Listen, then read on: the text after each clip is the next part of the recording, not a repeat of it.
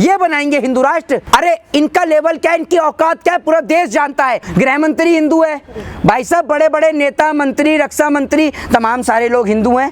उसके बाद ये कह रहे हैं हम हिंदू राष्ट्र बनाएंगे। किसका इंतजार कर रहे हो? भगवाई हिंद होगा, गजवा हिंद नहीं, भगवा हिंद। कितना पढ़े हो आप?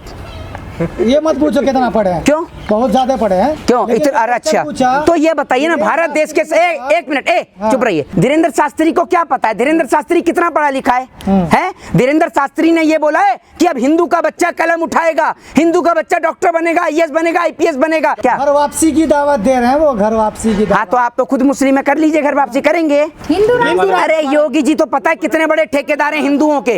योगी जी की तो बात ही मत करिए। मुझे पता है कि लुलु मॉल में उद्घाटन करने के लिए पहुंच गए, यूसुफ भाई के लुलु मॉल में, और गाड़ी में बैठने के चक्कर में भगवा गमछा भी डालना भूल गए। इतने बड़े ठेकेदार हैं हिंदुओं के। एक बात आप मुझे बताइए कि क्या ये देश आपको बाबा साहब भीमराव अंबेडकर के संविधान से बेहतर चलता हुआ नजर नहीं आ रहा है?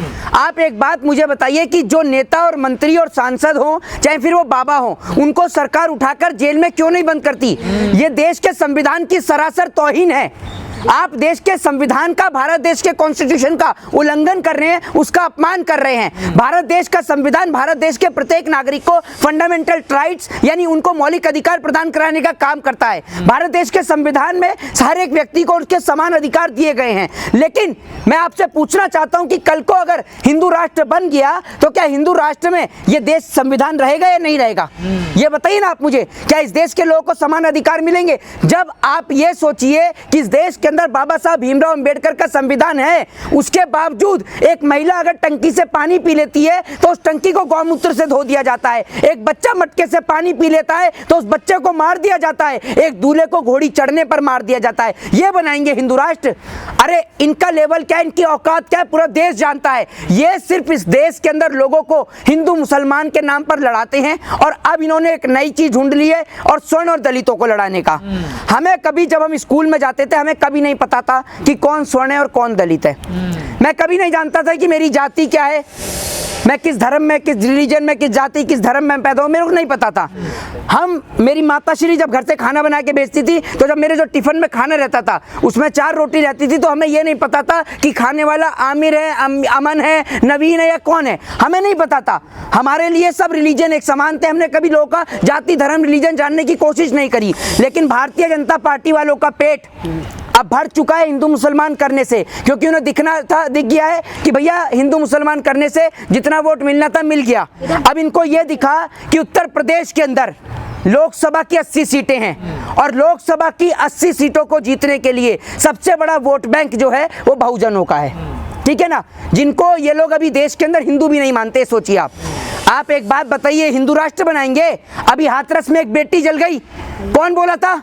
जरा बताइए ना। बाबा जी की सरकार थी, क्या बाबा जी बोले? ब्राह्मण के परिवार में आग लग गई तो बोले बाबा जी? ये बताइए ना आप मुझे। ये इस देश के अंदर स्वर्णों को और दलितों को लड़ाने का प्रयास कर रहे हैं, लेकिन इस देश के लोग बड़े समझदार हैं। अब इस देश के लोग हथियारों की नहीं, कलम की बात करते हैं। दूसरी बात ये कि ये इस देश के अंदर हिंदू राष्ट्र की मांग करते हैं। आप जनता को पागल बनाते हैं क्या? है गधा समझ रखा है अपने देश की जनता को। इस देश का प्रधानमंत्री हिंदू बना फिर रहा है। क्या हिंदू है भाई? गृह मंत्री हिंदू है, बता रहा हूं आपको, गृह मंत्री हिंदू है भाई साहब। बड़े बड़े नेता मंत्री, रक्षा मंत्री, तमाम सारे लोग हिंदू हैं। उसके बाद ये कह रहे हैं हम हिंदू राष्ट्र बनाएंगे। किसका इंतजार कर रहे हो? किसका इंतजार कर रहे हो?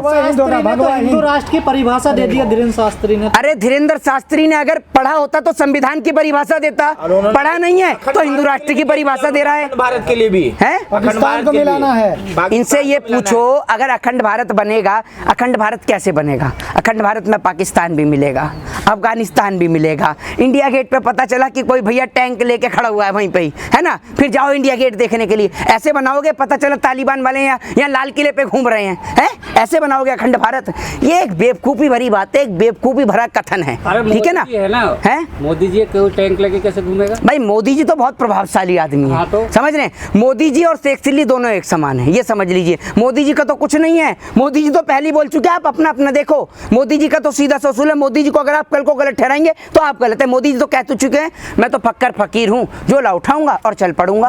मोदी जी ने तो अपने दोस्त को भी तैयार कर लिया है। भगवाई हिंद होगा, गजवा हिंद नहीं, भगवा हिंद। कितना पढ़े हो आप?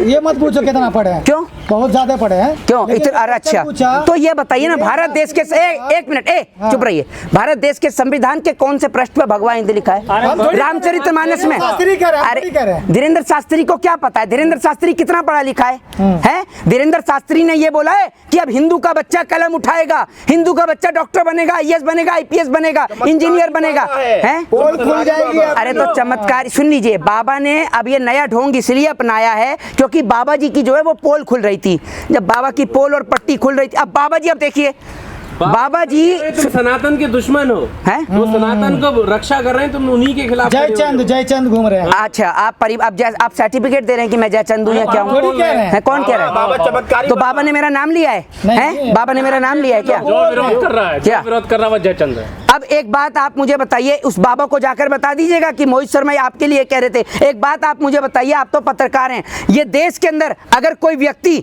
हिंदू व्यक्ति अगर संविधान की बात करता है, कोई सनातनी व्यक्ति संविधान की बात करता है, तो क्या वो जयचंद है? बताइए आप मुझे, इस देश में कॉन्स्टिट्यूशन के और संविधान की बात करने वाला व्यक्ति जयचंद है? ये बताइए ना आप मुझे। जो सनातनी की बात नहीं कर, अरे धीरेन्द्र शास्त्री से पूछो, धीरेन्द्र शास्त्री से पूछो कि जब कानपुर के पूर्वांचल के अंदर एक माँ और बेटी को जिंदा जला दिया गया तो कहाँ था वो? मनोज तिवारी से पूछो, उत्तर प्रदेश के अंदर एक बेटी को और माँ को जिंदा जला दिया, कहाँ थे मनोज तिवारी?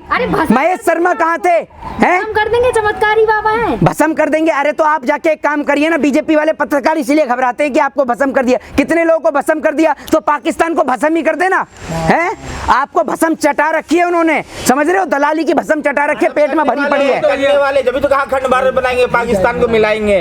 अरे यार एक बात आप मुझे बताओ, पाकिस्तान को मिलाएंगे? धीरेन्द्र शास्त्री की आर्मी में है क्या है? अरे वो चमत्कारी है भाई। है? चमत्कार। एक काम करिए ना, अपने बच्चे को पढ़ाइए मत, स्कूल मत भेजिए, उसे चमत्कार ही दिखाते रहिए।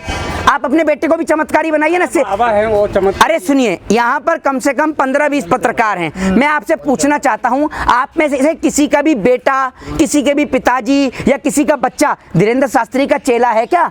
वो भी तो चमत्कारी बनना चाहिए। अपने बच्चों को क्यों नहीं बनाते आप चमत्कारी? और अमित शाह अपने बेटे जैसा को भी चमत्कारी बनवा दे। मान कर रहे। सुन लीजिए, अपमान नहीं, मोदी जी ने रोजगार दिया है। मोदी जी ने कहा था नौजवान को रोजगार मिलेगा। अमित शाह का बेटा जैसा नौजवान नहीं था, इतना भैया इतना बढ़िया क्रिकेट खेला। धीरेन्द्र शास्त्री का अपमान, देश का अपमान। अच्छा हाँ, अब वाह भाई वाह, किसी का भी अपमान कर दो यहाँ देश का अपमान हो जाता है। अडानी से सवाल तो देश से सवाल, धीरेन्द्र शास्त्री से सवाल तो देश से सवाल। आपका दिमाग में खराब है क्या? घर वापसी की दावत दे रहे हैं वो, घर वापसी की हाँ दावत। तो आप तो खुद मुस्लिम है, कर लीजिए घर वापसी। करेंगे? नहीं, हमारे पूर्वज तो आदम है। हैं? आप करेंगे घर वापसी? सुना क्या? आपके वो दोस्त ने करी तो थी, ये आप जैसा ही था वो वसीम रिजवी उर्फ जितेंद्र त्यागी। तो वो वसीम रिजवी है या जितेंद्र त्यागी है? जितेंद्र त्यागी कहाँ गया, गायब कहाँ हो गया? ये इनको पता होगा, इन्हीं की साथी का है वो, इन्हीं का साथी है। ये भी तो घर वापसी करने की कह रहे हैं। ये देश की खूबसूरती है। भारत एक सेकुलर कंट्री है, एक डेमोक्रेटिक कंट्री है, जहां पर सबको अपने अपने रिलीजन को मानने की आजादी है। एक धर्मनिरपेक्षता की यहाँ पर आजादी है। एक भारत एक धर्मनिरपेक्ष देश है। इसको इसीलिए पूजा जाता है, इस देश की संस्कृति को, कल्चर को इसीलिए माना जाता है, पूजा जाता है कि यहाँ पर हर जाति, हर धर्म, हर मजहब, हर संस्कृति के लोग एक साथ मिलजुल कर रहते हैं। लेकिन आप उस संस्कृति के ऊपर, उस देश की वेशभूषा के ऊपर, उस देश के कल्चर के ऊपर, उस देश की अस्मिता के ऊपर जब आप प्रहार करेंगे तो आपसे सवाल किया जाएगा। मैं आपसे पूछता हूं कि क्या ये देश संविधान से चलता है? अगर किसी व्यक्ति को दर्द और तकलीफ होती है, किसी व्यक्ति के साथ अन्याय होता है, तो वो न्यायपालिका में जाता है? जाता ही नहीं जाता है? देश की न्यायपालिका के द्वारा, देश की जुडिशरी के द्वारा उसको इंसाफ दिया जाता है। लेकिन आप जो हिंदू धर्म की बात करते हैं, जो आप बात करते हैं, आप ये बताइए, रामायण के अंदर सुन मेरी बात सुन, रामचरितमानस के अंदर जो तुलसीदास जी रामचरितमानस लिखते हैं, क्या उसके अंदर एक भी कहीं जगह पर हिंदू शब्द लिखा है? बताइए चलिए। तो वो सनातनी बोलते हैं ना। अरे आप बताइए ना, लिखा है क्या? अरे नहीं लिखा, लेकिन योगी जी कह रहे हैं। तुमने पढ़ी है? एक मिनट, तुमने पढ़ी है? एक मिनट पढ़ी है तुमने? सुनिए तो, तुमने एक पढ़ी है तुमने? नहीं पढ़ी है। तो फिर कैसे पता तुम्हें लिखे नहीं लिखी है? क्वेश्चन कह रहा हूं, मैंने क्या पूछा? मैं आपसे, आप बीच में देखिए, जब ना पता हो ना तो बिना बात की चोंच मत घुसेड़िए। पत्रकारों का अपमान करेंगे आप, पत्रकारों का अपमान करेंगे। मैंने इनसे कौन सा अपमान कर दिया? इनके पास नॉलेज नहीं है। मैंने कह दिया जब आपको नहीं पता तो आप मत बोलिए, और भी तो पत्रकार हैं।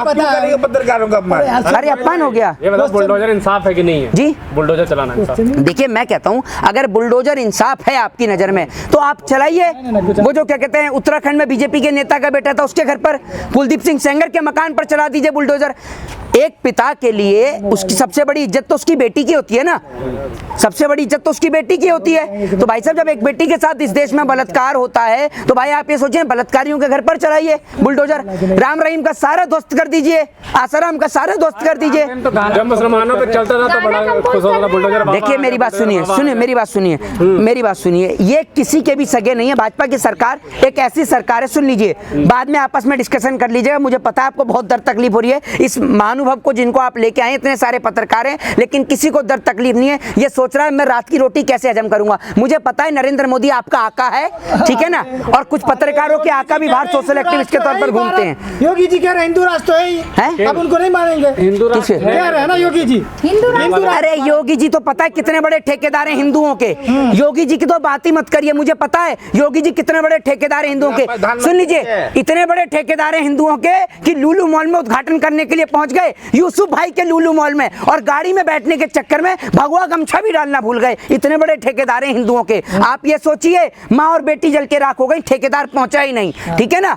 वहां पर हाथरस के अंदर एक बेटी को जला दिया गया, ठेकेदार पहुंचा ही नहीं। दिल्ली के अंदर एक बेटी को 8 किलोमीटर तक नए साल के जश्न के दौरान उस बेटी को घसीटा गया। वो मुसलमान की बेटी नहीं, हिंदू की बेटी थी, ठेकेदार पहुंचा ही नहीं वहां पर। जब ठेकेदार ही नहीं पहुंच रहा तो मजदूरी कहां से पहुंचेंगे। ठेकेदार तो यही है, मजदूर मनोज तिवारी हो गया, महेश शर्मा जैसे लोग हो गए, लेकिन पहुंचते नहीं है। ये लोग आज भी अगर कोई बीजेपी के साथ खड़ा है तो समझ लीजिए अपने जमीर को, अपने स्वाभिमान को बेच चुका है। लेकिन मोहित ठेकेदारों को पता नहीं है कि देश संविधान से चलेगा। देखिए इनको पता कब चलता है। अब आप एक बात मुझे बताइए, इनको पता कहां से चलेगा।